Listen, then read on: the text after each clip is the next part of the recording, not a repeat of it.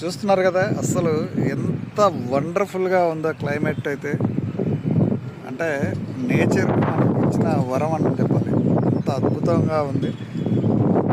అయితే మనకి మే నెలలో కురిసిన వర్షాలు ఇప్పుడు జూన్లో దాని ఎఫెక్ట్ పడుతుంది. జూన్లో వాతావరణం చల్లగా ఉండాల్సింది పోయి జూను 1, 2, 3 రోజులు అయింది.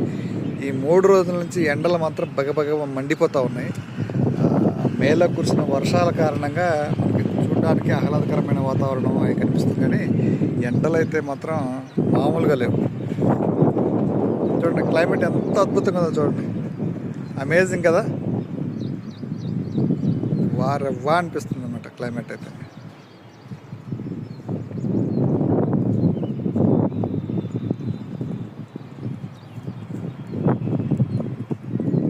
చక్కగా ఉంది వాతావరణం, గ్రీనరీ. అంటే మేలో మంచి వర్షాలు పడడం వల్ల గ్రీనరీ మాకు చక్కగా బాగా కనిపిస్తుంది. ఆ వాతావరణం అయితే ఇప్పుడు కనిపిస్తుంది, కానీ ఎండలు అయితే మామూలుగా లేవు. ఎంత అద్భుతంగా ఉందో నేచర్. నిజంగా నేచర్ దేవుడిచ్చిన వరం కదా,